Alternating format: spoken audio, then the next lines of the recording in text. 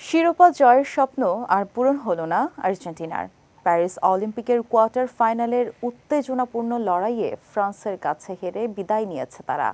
State মাঠমুড Atlantic স্টেডিয়ামে আলবিসেলেস্তেদের 1-0 গোলে হারিয়েছে স্বাগতিকরা।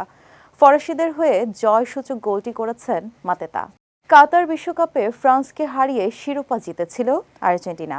সেই হারের পর আর্জেন্টাইনদের কাছে বিদ্রূপের শিকার হতে হয়েছিল ফ্রান্সকে। এবার অলিম্পিকের কোয়ার্টার ফাইনালে সেই হারের জবাব দিল ফরাসিরা। যদিও কাতার বিশ্বকাপের ফাইনালে খেলা মাত্র 3 জন খেলোয়াড় ছিল আর্জেন্টিনা দলে। বোর্দোতে শুক্রবার পুরো ম্যাচেই আধিপত্য বিস্তার করে খেলেছে হাভিয়ের মাসচেরানোর দল। তবে কাঙ্ক্ষিত গোলের দেখা পায়নি আলবিসেলেস্তারা।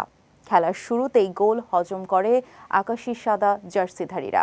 ম্যাচের 5 মিনিটে মাইকেল ওলিসের ক্রসে হেড করে বল জালে জড়ান ফিলিপ্পে মাতেতা। শেষ পর্যন্ত ওই এক গোলই আর শোধ করতে পারেননি জুলিয়ান আলভারেজ। পুরো ম্যাচে আর্জেন্টিনা বল দখলে রেখেছিল 70% সময়। শট নিয়েছিল 16টি। অন্যদিকে 10টি শট নিয়েছিল ফ্রান্স। আর্জেন্টিনার 4টি শট ছিল লক্ষ্যে, অপরদিকে ফ্রান্সের মাত্র 2টি শট ছিল লক্ষ্যে। তবে শেষ বাঁশি বাজার পর পরিস্থিতি ভীষণ উত্তপ্ত হয়ে ওঠে।